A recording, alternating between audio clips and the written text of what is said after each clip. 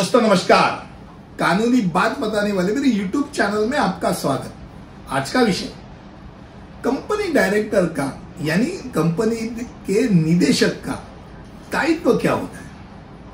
तो पहली बात यह, पहली कंपनी के बारे में हम देखेंगे कि कंपनी को समझने के लिए कंपनी एक अलग कानून इकाई है, पर्सनालिटी है, न्यायिक व्यक्ति है, उसका पैन कार्ड होता है अलग सा, आईटी रिटर्न फाइल किया जाता है। तो पर एक बात है कि एक कृत्रिम व्यक्ति है, इसका अस्तित्व केवल कानून के चिंतन में है। कोई कंपनी अपना कार्य करने के लिए खुद ब खुद कार्य नहीं कर सकती है, उसके लिए कुछ प्रेरक शक्ति की आवश्यकता होती है। अब प्रेरक शक्ति यानी मानव एजेंसी की आवश्यकता होती है जो कंपनी का व्यवसाय और अन्य मामलों को अंजाम दे सकते हैं। अब क्या होता है, कार्य होते हैं, कर्तव्य होते हैं, अधिकार होते हैं, दायित्व होते हैं। इसका पालन करने के लिए और ज्ञान और इरादा अगर नेक हो, वो नेक ऐसे आदमियों को लेके कंपनी को संभालने के लिए एक प्राकृतिक व्यक्ति एक नहीं ऐसे अनेक व्यक्तियों की जरूरत पड़ती है। अब कंपनी ऐसे सभी जो निर्देशक होते हैं उन सभी निर्देशक के द्वारा चलाया जाता है।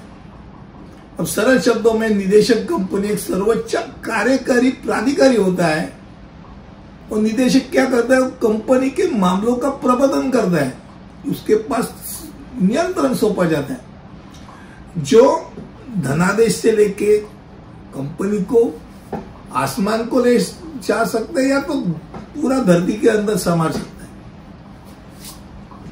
गायब कर सकता है कंपनी।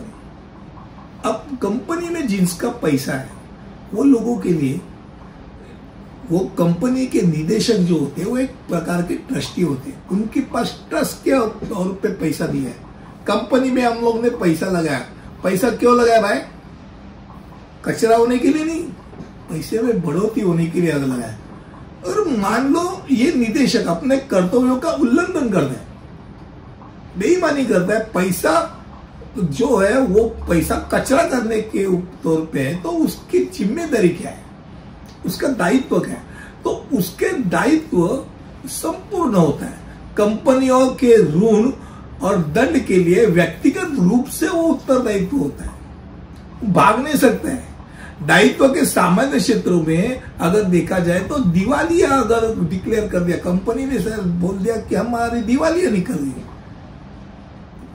कुछ नहीं दे सकते हम लोग, या तो किसी कानून का उल्लंघन किया है या किसी भी कार्य में कटौती कर ली है या सुरक्षा में विफल हो गए, तो हर चीज के लिए वो निदेशक जिम्मेदार होता है।